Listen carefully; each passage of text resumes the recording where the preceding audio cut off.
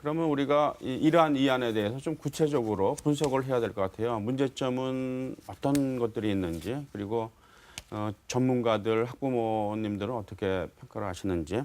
먼저 학부모부터. 저는 그 이란에 대해서 장점은 전혀 찾아볼 수 없습니다. 네. 최악의 시나리오라고 생각을 하고 있고요. 네. 그 이유가 썩은 반찬을 가지고 새로운 밥상을 차렸다고 해서 그게 신선할 수가 없거든요. 네. 교육부의 무능함을 그대로 보여주는 것이고 네. 또 사교육은 국어 수학에 있어서 절대평가를 지금 하지 않고서 상대평가로 가겠다는 것은 네. 사교육을 증가시킬 수밖에 없거든요. 네. 그렇게 되면 학생들의 무게도 더욱 가중될 것이고 학부모는 말할 것도 없고요. 네. 그리고 교사들도 마찬가지일 거고요. 네. 지금 상대평가에서 일부만 절대평가를 시행하게 되면 네.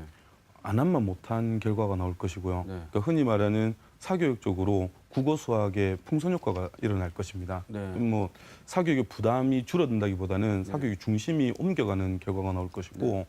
그다음에 이게 문제를 제시했던 네. 그런 근본적인 취지에 맞지 않다고 보거든요. 그래서 네. 이러한 자체가 좀 문제가 많지 않나 그렇게 네. 생각하고 있습니다. 네. 곽 회장님은 어떻게 보십니까? 지금 말씀 들으셨죠? 예, 저는 좀 다르게 생각합니다. 네. 그 정부가 전 과목을 절대평가로 이렇게 시행하겠다고 발표했었는데 이렇게 네. 되면 이 수험생이나 학교 현장이 너무나 큰 혼란을 느끼게 됩니다. 네. 그래서 그런 절대평가를 가기 위해서 어떤 단계가 필요하다고 봅니다. 그래서 정부가 많이 고심을 한 끝에 네. 그 절충 아닌 일안을 도입하지 않았는가 네. 그런 생각이 듭니다. 예, 이 부분에 있어서는 저도 전체적으로는 곽 회장님 견해에 공감을 합니다. 왜냐하면은 저희들은 입시 현장에 있기 때문에 네. 우리가 어떤 교육 목표를 가지고 고교에서 하든 간에 대학은 어쨌든 학생들을 변별해서 네.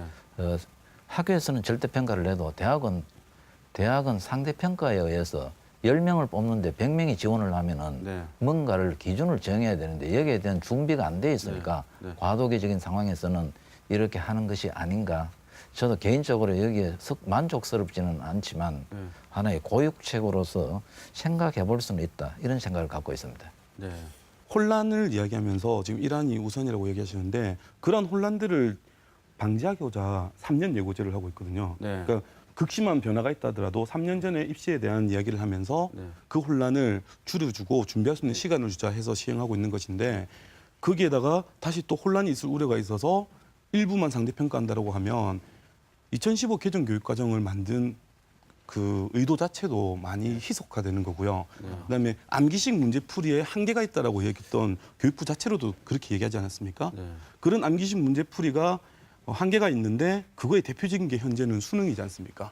그 수능의 한계점 역시나 그대로 인정하고 가겠다는 거기 때문에 일부 상대평가를 놔둔다는 건 말이 안 된다고 저는 봅니다. 예, 그 말씀은 맞는데 네. 강 선생님께서 만약 대학이라면 고교에서 절대평가, 수능도 절대평가를 해서 방금 조금 전에 말씀드린 대로 대학이 10명을 뽑는데 모두 1등급이 100명이었다. 그러면 그 학생들을 추첨으로 뽑겠습니까? 아니면 대학은 뭔가를 변별해서 뽑기 위해서는 거기에 면접이나 구술이나 다른 요소들을 추가 도입을 하겠죠. 그래서 이제 이란을 지지하는 쪽은 좀 과도기를 두자. 그다음에 다소의 기존의 부작용을 어느 정도 가지고 있더라도 그다음에 이안은 아니다. 방금 강 선생님 말씀대로 무슨 이야기냐. 전면적으로 도입해서 다소 혼란이 있더라도 추진을 해야지.